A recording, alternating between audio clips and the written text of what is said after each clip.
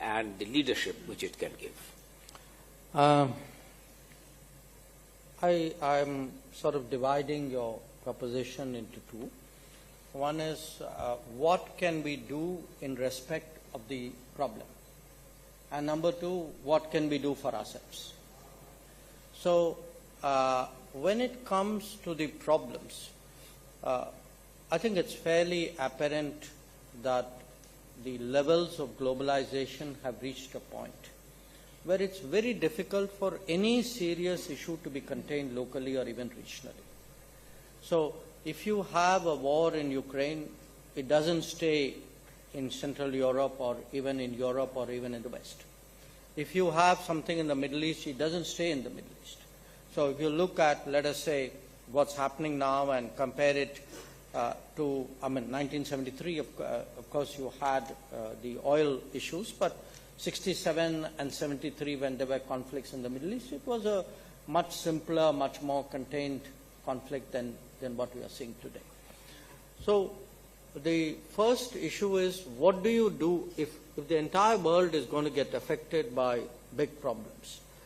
Do you remain impassive? Do you say, okay, we'll wait for it to play out?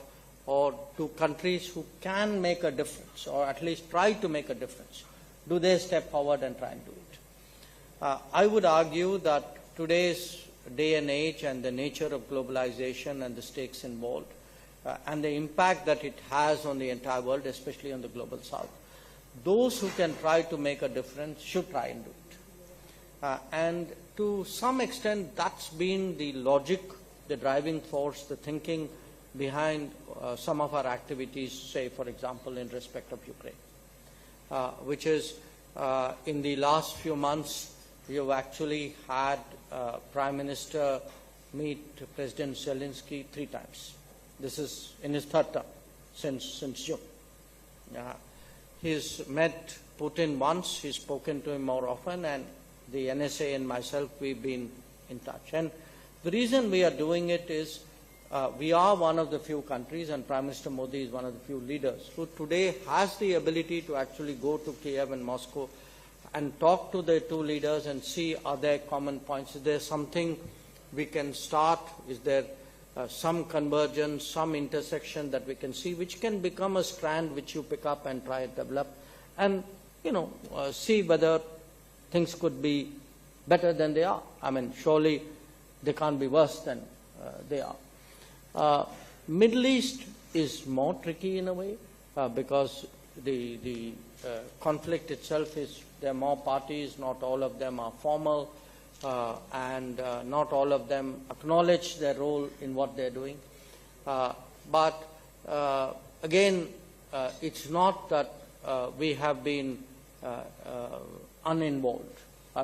At various times, we have played some role in, if nothing else, in communication between countries, some of whom, for political, historical reasons, don't communicate with each other. So there is that.